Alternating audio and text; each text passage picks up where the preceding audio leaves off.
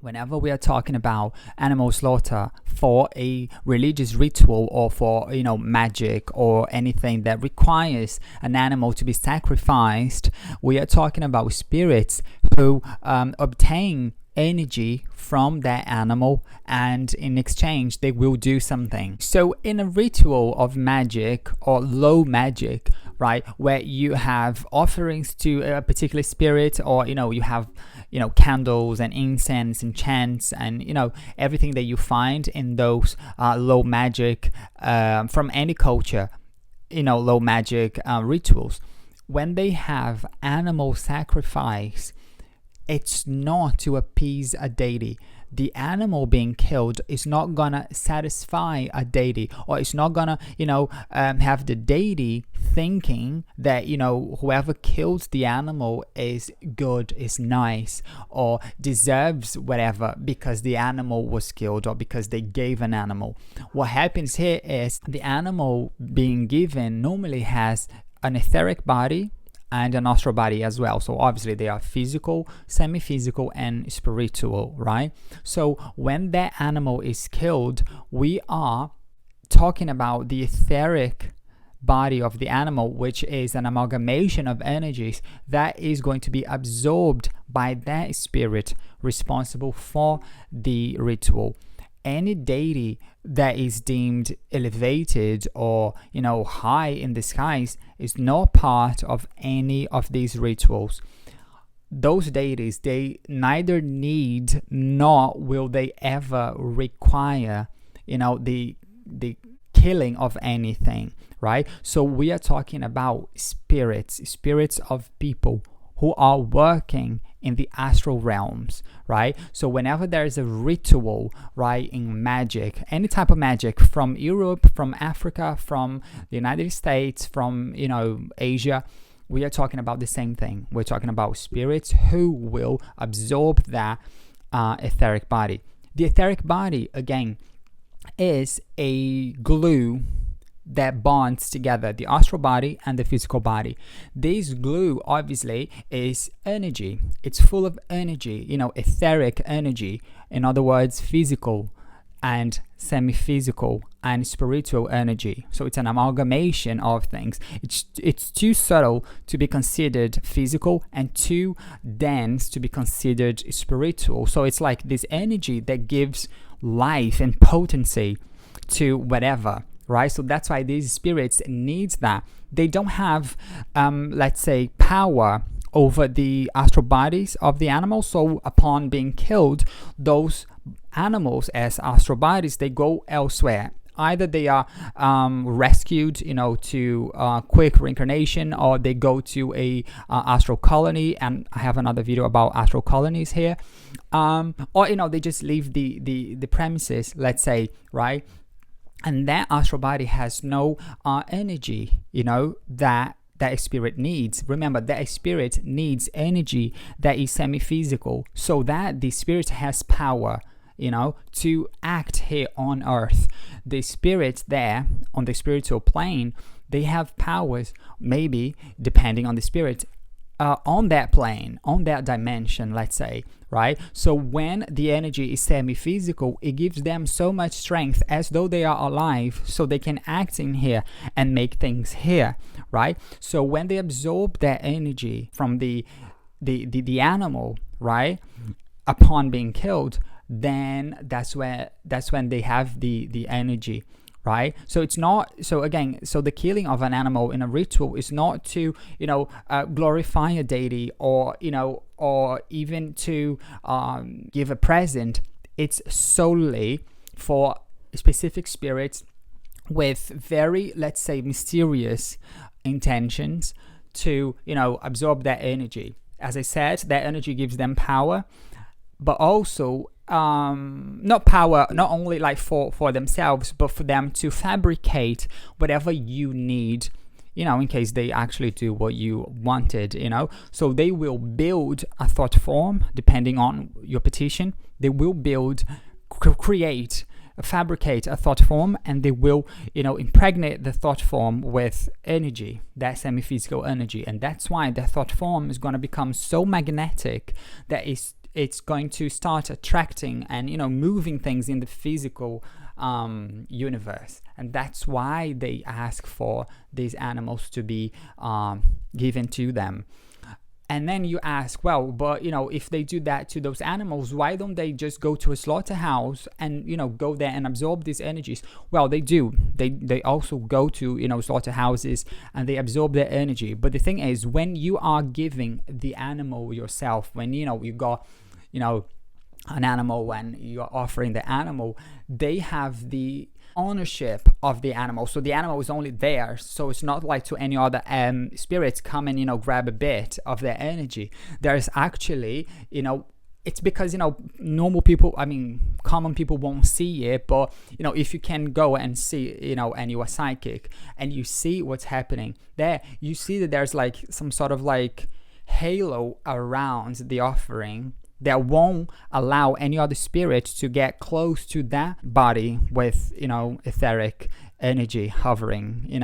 You see that only that spirit who you given the animal is going to have access to that. So that's why they do that in these rituals. Obviously, when we are talking about killing an animal for nefarious reasons, we are talking about karma. So the karma is not going to be let's say augmented just because you're killing an animal. Whatever you are doing, you are generating this karma, which is basically the law of cause and effect, right? So obviously when you are doing this is going to be imprinted on your astral body. Whatever you do in your thoughts gets imprinted on your astral body like an X-ray. And then upon your death, or eventually, you're going to see that. You're not going to see that as in like you're going to see the X-ray, but that is going to be as part of you, and you'll be wanting to cleanse that. So you'd have to do a whole thing to kind of make do the opposite of what you've done before, right? So giving an animal in a ritual, it's really not a good idea. When you are doing magic, maybe if you've got the knowledge, or if you are worshipping a deity or something like that, and you are giving them, let's say, fruits, juices, flowers, the thing is completely different here, because we are talking about spirits who are going to get the offering. Remember, if you are offering Buddha, it's not Buddha who's going to come and absorb that offering. If you are offering such goddess, right, it's not the goddess who's going to come, right, and get the offering, right? It's going to be a spirit who works under the influence, under the umbrella of that particular deity, right? The deity doesn't need offerings, and even if they could, they can't, because they're too subtle, because they are technically deities. So we are talking about they are like many dimensions away, right? Because they're too subtle, they're too light, right? So this is too physical for them, this is too like poor and too dense for them. They won't be able to.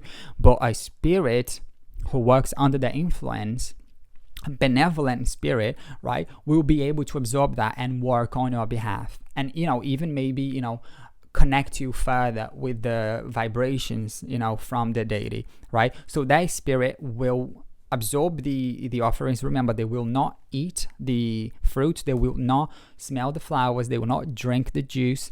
They will absorb the etheric energy of those foods, right? So that food has something, that offering, right, the flowers, etc., they have something we call etheric double. Etheric double is pretty much the etheric body of everything which is not an animal or a person, right? So it's literally that energy that is too physical to be considered spiritual and too subtle to be considered physical, right? So these spirits, they will collect that energy, right, and as, let's say, a sphere of light, and they will, if you have a thought form, they will magnetize your thought form. They will manipulate the energy to create something good for you, something favorable for you.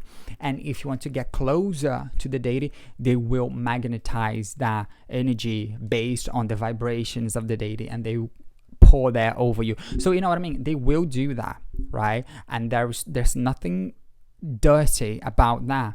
But when you are doing that with an animal, when you are killing an animal, you get splashed with all of these nocive, energies, right? Not to mention that, one thing that, nobody talks about is that whenever there is a animal slaughter for magical reasons or religious reasons, it's never good. No matter what text says, and no matter what, sacred book says, or, when you are killing an animal, in a ritual, imagine, anything, any kind of, benevolent God or loving spirit, or like imagine, anything like Krishna, Jesus, Krishna, I don't know, I mean, whatever you believe, or, imagine them requesting, killing, of an animal, even if some people say, oh no, it's for nature, because when we kill an animal, we give nature back that energy. And I mean, like, is it really like the way to give nature, something back? Because what I see is that a very kind of dense energy, brown in color, that it stays there for a while. It's really unfavorable for nature. It's really like the opposite of what nature wants. Nature wants animals to be free, and nature wants itself to be protected and to be loved, and nature doesn't want anything to be killed, because animals are part of nature. You know what I mean? We are part of nature. It's just that we humans, we've been wearing modern clothes and electricity, and do you know what I mean? We have cars, and that's why we're like, oh, we're not part of nature, but we are. Okay, so that's the difference. Okay, remember, whenever there's a killing of an animal in a ritual, there's a spirit behind, even if the texts say that there's no one in there, only God, or only any particular deity. There's always a spirit who's not gonna say they're there. They're not gonna reveal they are occult, right? So they are hidden, right? So even some religious, they would be like, oh no, but this is for nature. Or, no, this is amazing, beautiful, right? Look, there are spirits behind who take advantage of that, and they absorb that. You know what I mean? And I believe that those spirits have implanted the idea of like animal offering, throughout the ages, right, to get people to kill animals and give them in rituals, right? Again, I think that the difference between killing animals for food and animals for magic or low magic or whatever, it's pretty much the same. You are killing an animal, and I think that on the perspective of that animal not wanting to be killed, I think it's wrong equally. But what I want to say is that when you see an animal being killed in a let's say religious or magical ritual, or magic, or witchcraft ritual, you see spirits. Not as I said, people who can't see, they're not paranormals, they won't see it. But if you can, you see that there are spirits, hiding, absorbing, connecting wires to the animal. They connect wires to the animal, like literally like a straw. It's bizarre, and they sometimes put these energies in containers.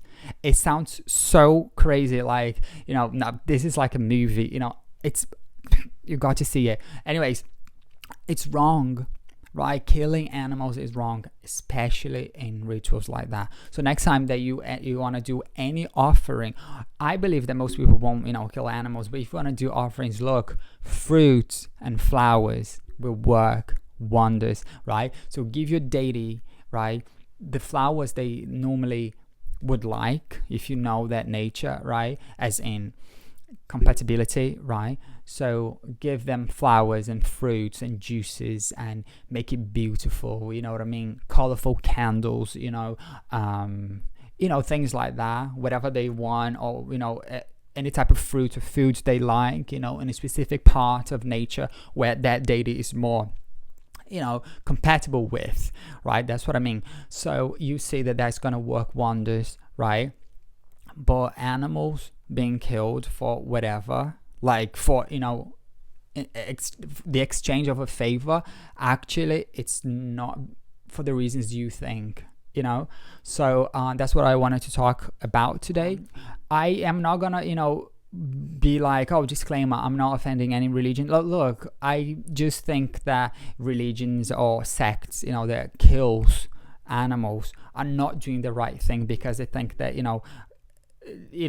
we are meant to be good to ourselves and to other people and to animals, right? And if you're doing the opposite, you are technically wrong, right? But I'm also talking like on the perspective of what is observable, in terms of energy, in terms of like hidden spirits and hidden energy, you know what I mean? That's what's there. So and you even see the difference between like when they're absorbing the etheric body, the remnants of an etheric body of an animal, and they are absorbing the etheric double of fruits and things like that. The ones from fruits are kind of like, they're light, they're lighter, they sparkly, right? And they go so easily, like and they can do pretty much the same thing. When it's like an animal, it's vile. There's like even noises, not produced by the animal, but produced by the energy being pulled from the body. Because remember, the etheric body is a glue. It's like a body of energy that is a glue that is meant to like connect the astral body to the physical body. So it's like horrendous, like when you watch those videos from slaughterhouses, it's pretty much like that, but on another level. Okay, so that's the energy, that's the what I had to talk about today.